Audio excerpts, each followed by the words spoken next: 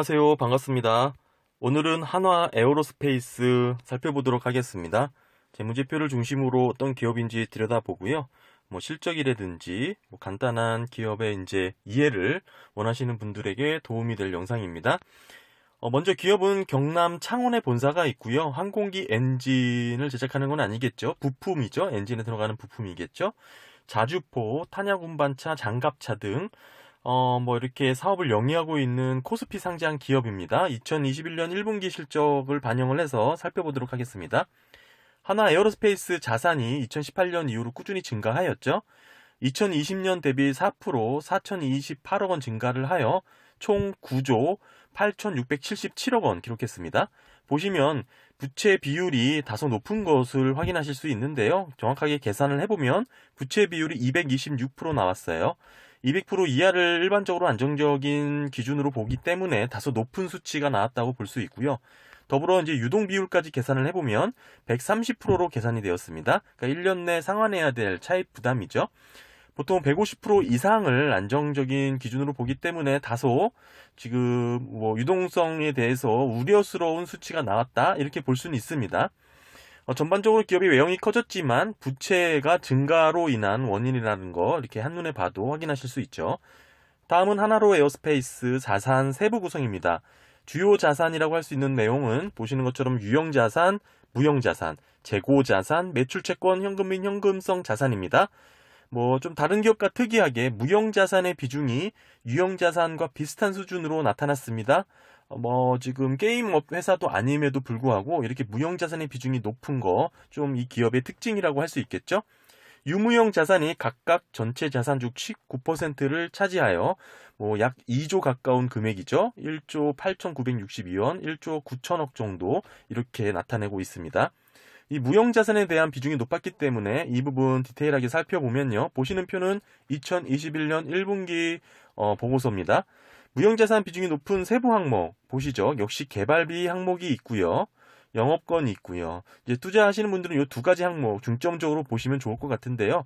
특별히 개발비에 손상차손이 있습니다. 1,448억 원 잡혔는데요. 전체 상각 누계액이 약 5천억 원 정도입니다. 결국에는 무형자산 개발비라 지금 외국 기업 같은 경우는 사실 이렇게 무형자산으로 개발비를 처리를 하지 않거든요.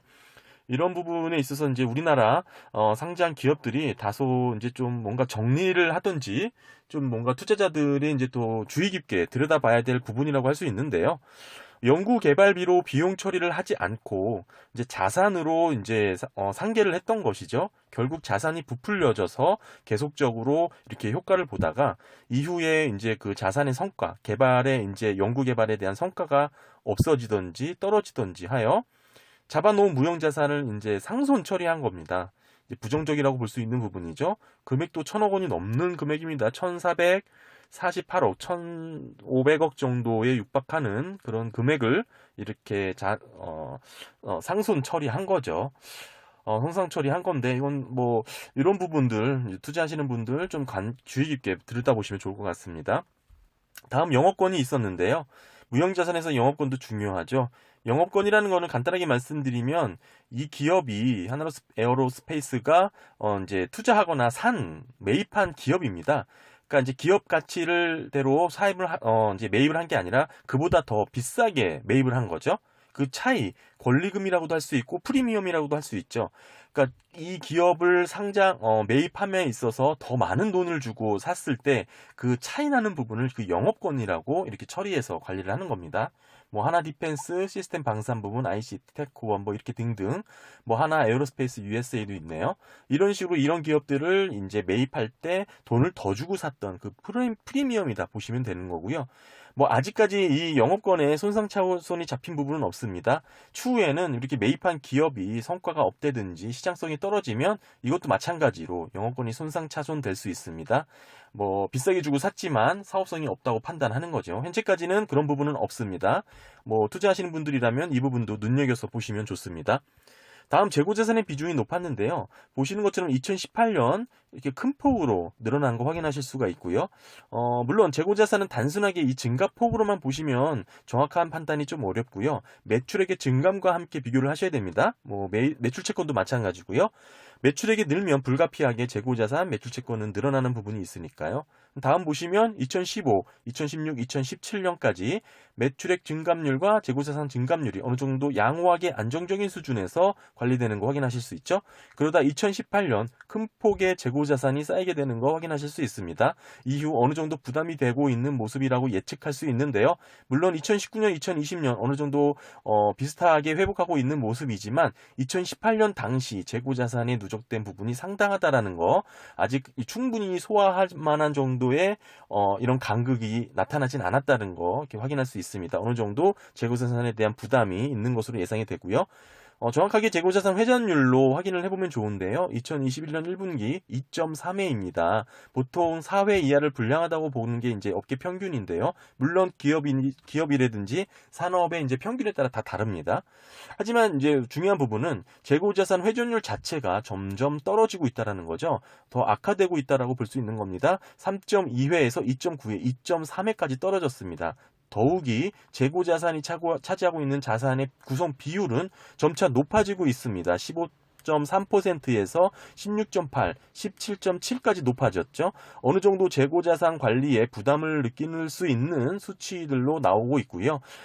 이게 지금 기업의 입장에서도 효율성을 높이기 위한 이런 부분을 고민해야 될 거라고 예상이 되고 있습니다. 다음은 기업의 부채입니다. 기타 유동부채가 전체 부채의 38%를 차지하여 지금 2조 5,768억 원 기록하였는데요. 뭐 1분기 변화뿐임에도 불구하고 2020년 대비 8%, 2천억 원 정도 증가를 하였습니다. 상당히 증가폭이 많이 두드러졌고요. 다음은 장기차입금 26%이고요. 매입채무 11%, 유동성 장기차입금 10% 등으로 구성이 되어 있습니다. 위에서 살펴본 기타 채무 세부 내용을 살펴봐야겠죠. 보시면 2조 5,767억 원이나 해당되는 부분에 이제 기차 부채가 있었는데요. 그중 대부분을 차지하고 있는 게 선수금입니다. 2조 5천억 원을 차지하고 있습니다. 즉 선수금이라는 건 미리 받은 돈이죠. 추후 매출로 이어질 수 있는 긍정적인 부채라고 보셔도 되는데요. 이 정도를 어느 정도 감안해서 부채 비율을 조정을 해더라도 의미가 있을 것 같습니다. 사실상 부채 비율이 높은 기업이라고 보기는 어렵고요. 선수금을 제외하게 된다면 226%의 부채 비율이 143%로 낮아집니다. 어느 정도 유동 비율 또한 130에서 176으로 높아지고요. 모두 긍정적인 수치 범위로 조정이 된다고 볼 수 있죠. 사실상 부채 문제는 없는 기업이라고도 이해할 수 있습니다. 다음은 하나 에어로스페이스 자본 구성입니다. 자본 잉여금이 4,131억 원으로 전체 자본의 14%를 차지하였고요. 이익 잉여금은 1조 6,397억 원, 54%를 차지하였습니다. 지배자본이 이제 2조 6,726억 원이고요. 비지배는 3,578억 원 이렇게 구성이 되었습니다. 전체적으로 이익잉여금이 이제 꾸준히 증가하고 있다라는 거 고무적이라고 판단할 수 있습니다. 다음은 하나 에어로스페이스 비용하고 수익 구조인데요. 먼저 보시면 매출 원가율은 80% 수준을 유지하고 있습니다. 영업이익률은 2018년 1%였는데요. 그 이후 6%까지 상승하였고요. 판관 비율은 17%에서 15%까지 낮아졌습니다. TTM 기준 영업기 수익률이 6%인데요. 생각보다 그렇게 높은 수치는 아니죠.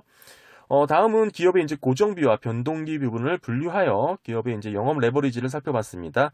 먼저 기업의 DOL 영업 레버리지는 2020년 기준으로 7.9가 나왔습니다. 즉 매출액이 1% 변화할 때 영업이익이 7.9% 변동한다는 의미죠. 이는 정확하게 매출액에 대한 수치 변동이라기보다는 그 변동폭의 그런 감각을 이해하시면 좋을 것 같습니다. 즉 기업은 매출액이 변할 때 영업이익이 이렇게 변동성 있게 7.9% 수준으로 변동한다는 의미를 이해하시면 될 것 같고요. 지금 2019년 10.6이었는데 어느 정도 줄어드는 모습이죠. 기업은 고정비 비중이 그렇게 높지는 않습니다. 전체 비용 중에 33%를 차지하였고요. 하지만 그럼에도 기업의 이제 수익 구조 중 비용이 차지하는 비중이 높았죠. 위에서 살펴봤지만 영업이익률이 6%밖에 되지 않았습니다. 즉 기업의 수익 구조에서 비용이 차지하는 포지션이 높았기 때문에 이렇게 DOL 자체가 높게 나온 거 이해하실 수 있습니다. 즉 기업은 고정비가 1,000억 원 늘게 되거나 변동비가 1,000억 원 줄고 그러니까 고정비가 1,000억 원 늘고 변동비가 1,000억 원 감소하면 영업 레버리지가 0.4%씩 증가하고 감소하는 그런 구조를 갖고 있습니다. 고정비가 늘면 DOL은 늘겠죠. 증가하겠죠. 그러니까 어느 순간 뭐 변곡점이 있긴 하지만 대체적으로 정비례하여 0.4%씩 증가감한다고 보시면 됩니다. 즉 이미 현재 기업의 DOL 영업 레버리지가 높은 수준이라고도 볼 수 있기 때문에 굳이 고정 비용을 늘리면서까지 영업 레버리지 효과를 극대화할 필요는 없어 보이고요. 암튼 중요한 것은 고정비 비중이 늘게 되면 매출액 증가 시 더 많은 수익이죠. 영업이익을 창출할 수 있다는 것입니다. 고정 비용을 1,000억 원 늘리면 뭐 당연히 이제 그 변동 비용이 1,000억 원 줄겠죠. 그러니까 고정 비율 자체를 1,000억 원 더 늘리게 되면 영업이익을 0.4% 높일 수 있다라는 겁니다. 하지만 경기가 어려울 때는 매출액에 이제 고정비 부담이 있다면 부담이 되겠죠. 이것은 어느 정도 기업이 잘 판단해서 조율하는 게 필요합니다.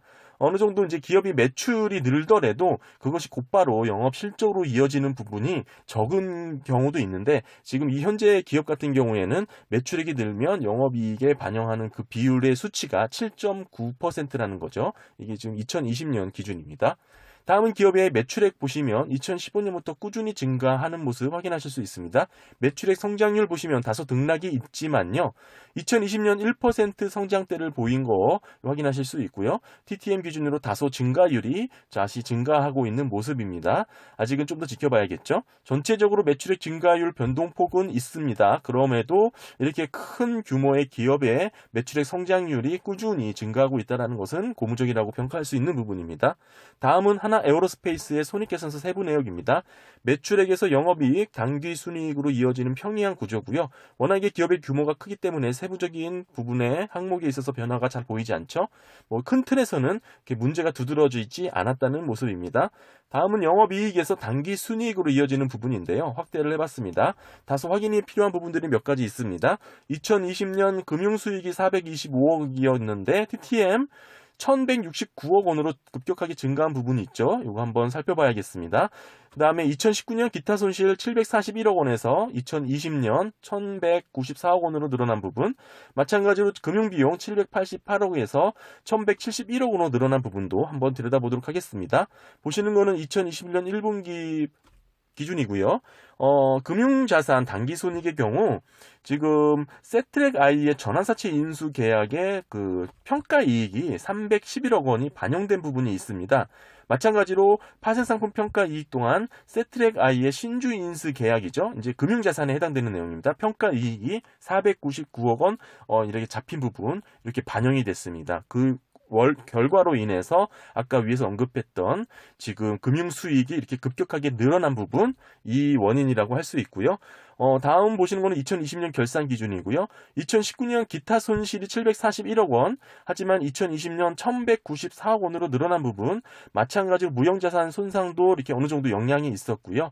2020년 무려 111억 원이나 잡힌 부분 확인하실 수 있습니다. 그 외에도 유형자산 처분 손실 11억 원, 재평가 손실 20억 원 등의 영향이 있습니다. 아까 위에서도 언급했지만 무형자산 손상 차손에 대한 이런 비용 처리가 여기서 이제 확인되는 거죠. 다음도 마찬가지로 2020년 결산 기준이고요. 2019년 금융비용 788억 원에서 2020년 1,171억 원으로 증가한 부분 역시 금융자산이죠. 당기손익, 파생상품 관련 손실 금액들입니다. 지금 보시는 것처럼 기업이 이렇게 영업이익에서 단기순이익으로 이어지는 과정에서 이런 금융비용이라든지 기타 비용, 기타 손실 등에 관련된 세부 내용을 확인해 봤고요. 역시나 위에서 기업을 이해하는 데 도움이 됐던 이제 무형자산 관련된 내용도 있었고요. 즉 역시 이런 부분까지 디테일하게 살펴보면 좋겠지만 결국 큰 틀에서는 그렇게 기업의 규모에 비해서 금액 자체가 크진 않기 때문에 아직 그렇게 두드러지게 문제점이다라고 지적할 수 있는 부분은 아닙니다. 다음은 EPS입니다. 2017년 보시면 좀 마이너스를 기록한 모습 확인하실 수 있죠. 915원 마이너스 기록했고요. 이를 제외하면 이후에는 2017년 이후에는 다소 꾸준히 매출액이 성장하고 있는 거 확인하실 수 있습니다. 어느 정도 성장하는 거는 확인했지만 2017년 왜 이렇게 갑자기 2016년 6,400 6,498원에서 마이너스를 기록하게 됐는지 확인을 해봐야겠습니다. 2018년 결산 보고서 기준으로 보시게 되면 2018년 매출액, 영업이익 모두 다 양호합니다. 전기, 후기 다 이렇게 비교해 보시면 특별히 실적에 있어서 문제가 있었던 건 아닙니다. 2019년보다 오히려 영업이익은 높다라는 것도 확인하실 수 있고요. 그런데 당기 순이익은 마이너스 477억 원을 기록하였습니다. 원인으로는 기타 손실이 있었고요. 1,334억 원이 잡혔습니다. 2018년 결산 기타 손실 내용 세부 내역 보시면 기타 비용이죠. 보시게 되면 1,334원 세부 내역 잡손실이 무려 507억 원 있습니다. 기부금이 71억 원 있고요. 다음으로는 유형자산 처분 손실 10억 원. 일단 공개된 기업임에도 불구하고 이렇게 잡손실을 507억 원이나 이렇게 계산 상계에서 처리한다는 게 저는 개인적으로 이해가 잘 되지 않습니다. 세부적인 항목들에 대해서 나열을 하는 게 좀 필요하다고 보고요. 단기 순손실임에도 불구하고 기부금 71억 원도 언뜻 이해가 안 가는 부분이고요. 유형자산 처분 손실도 마찬가지로 항목 자체로만 봤을 때는 부정적인 해석이 가능한 부분이죠. 이런 식으로 결국 그 당시 기업은 실적이 잘 났음에도 불구하고 단기 손실을 기록하게 되었습니다. 어느 정도 이해하기는 다소 좀 무리가 있는 포인트네요. 다음으로 넘어가 보면 영업활동 현금 흐름 추이를 보시면 기업은 2019년 들어서 7,151억 원이라는 엄청난 수익을 창출한 것 이외에 꾸준히 그렇게 영업으로 벌어들이는 현금의 성과가 두드러지지 않았습니다. 즉 2016년을 제외하고는 다 1,000억 미만의 현금 창출이 있었던 기업이고요. 물론 2020년 다시 이 기준마저 반토막이 났습니다. 7,151억 원에서 4,300억 원대로 떨어졌군요. TTM 기준으로 늘긴 했지만 좀 더 지켜봐야 될 부분이라고 보이고요. 먼저 2019년 보시면 당기 순이익과 영업활동 현금 흐름의 차이가 상당하다는 거 확인하실 수 있죠. 7,151억 원과 1,624억 원, 차이가 무려 5,500억 원 정도 납니다. 이 부분 살펴봐야겠죠. 조정 내용 제가 발췌를 했는데요. 감가상각비가 1,200억 정도고요. 무형자산 손상차손 56억 원, 매입 채무 998억 원, 재고자산의 감소 472억 원 등이 원인입니다. 가장 큰 원인으로는 기타 유동부채의 증가죠. 3,596억 원이 가장 큰 원인이 되겠습니다. 알패스 살펴봤지만 대부분 선수금으로 구성되었던 그 기타 유동부채죠. 미리 현금을 받은 것이죠. 결국 기업은 영업활동 현금 흐름이 이렇게 높게 잡힌 건 다름 아닌 현금을 미리 받았던 선수금의 원인이었죠. 그거를 제외하게 되면 감가상각비 1,200원, 1,200억 원, 그리고 기타 유동부채, 선수금 먼저 잡은 거 3,596억 원 때문인 겁니다. 결국에는 받아야 될 돈을 미리 땡기고 줘야 될 돈을 주지 않고 해서 이렇게 영업활동 현금 흐름이 두드러지게 나타났다라는 거죠. 단기 손익과의 차이가 이렇게 나타났다는 거죠. 실제 돈을 많이 받았지만 기업이 벌어들인 거는 2019년 기준으로 1,600억 원밖에 되지 않는다 이렇게 보고 있는 겁니다. 당연한 기준이고 그렇게 이해하는 게 또 합당하다고 생각합니다. 다음 현금 흐름 보시면 기업이 들쑥날쑥한 거 보실 수 있습니다.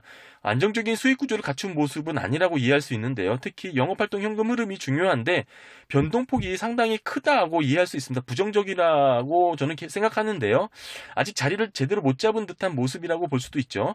대기업은 보통 안정적인 수익 구조를 갖고 탄탄하게 매출 증가세를 높여가는 게 일반적인데요. 그렇지 않은 모습이라고 이해할 수 있습니다. 2019년 6,435억 원의 투자 활동을 지출했는데 상당히 많은 비중이기 때문에 세부 내역을 좀 살펴보겠습니다. 2019년 총 투자 금액이 6,435억, 그중에서 사업 결합으로 인한 현금 유출이 2,311억 원입니다. 유형자산 취득 1,500억 정도, 무형자산 취득 1,400억 정도 지출했습니다. 영업으로 벌어들인 돈이 부족했으니 자금 조달을 해야겠죠. 다음 보시면 장기 차입금과 사채 등으로 2,893억 원 조달했습니다. 다음 기업은 카페스 투자를 보시는 것처럼 감가상각 대비 다소 상회하는 수준에서 지금 지출하고 있는데요. 엄청난 신규 투자라고 보기에는 무리가 있고 감가상각을 상회하는 수준에서 꾸준히 카페스 투자를 하고 있다 이렇게 볼 수 있습니다. 2019년 기업의 FCF 잉여 현금 흐름이 4,159억 원 기록했는데요. 당시 영업활동 현금 흐름이 7,151억 원이었기 때문에 이 정도의 실적을 보인 것으로 나타났습니다. 2020년 들어 다시 FCF는 1,000억 원대로 줄어들었고요. 2017년, 2018년 FCF가 마이너스를 기록한 적도 있습니다. 2019년 반짝 실적이었는지 아니면 2020년, 2019년 대비 여러모로 수익 측면에서 줄어드는 모습을 보이고 있는데요. 지금 최근 1분기 반등하는 모습으로 출발하였지만 아직 그 폭은 미비하다고 볼 수 있고요. 소폭 증가하는 수준에서 그칠지 상승세를 이어갈지 아니면 하락 국면으로 들어설지 2분기 실적까지는 지켜보는 게 필요할 것 같고요. 종합적으로 판단해봤을 때 개인적으로는 그다지 재무제표상으로는 매력 포인트를 찾기 어려운 기업의 이제 내막이었습니다. 보시면 2019년 유독 실적이 좋았던 부분이 조금 궁금해서 더 찾아봤는데요. 기업은 보통 매년 방위사업청의 물량으로 신규 계약을 체결한 내용이 많았고요. 2019년에만 특별하게 대우조선해양, 그다음에 GE죠. 그다음에 롤스로이스 계약건이 있습니다. 2020년에는 다시 이제 방위사업청 물량 분으로만 공시가 되었고요. 이런 특별 계약건은 아직 없었습니다. 지금 2019년에 정도의 놀라운 실적은 아마 이런 이 특별한 계약건으로 인한 결과인 것 같고요. 아직까지 현재까지는 그 이후에 특별 계약건에 대한 공시가 없기 때문에 실적도 어느 정도 감안해서 이해하시는 게 필요할 것 같습니다. 아무래도 2019년 정도만큼의 실적을 기대하기에는 무리가 있을 것 같고요. 지금 뭐 이 기업에 관심 있는 분들은 이렇게 주요 계약 공시를 잘 살펴보시면 좋을 것 같습니다. 오늘도 간단하게 하나 에어로스페이스 기업에 대해서 살펴봤고요. 재무제표를 들여다보고 기업이 어떤 건지 한번 들여다봤습니다. 기업이 궁금하고 이해하시는데 다소 이 영상이 도움이 되셨기를 바랍니다. 감사합니다.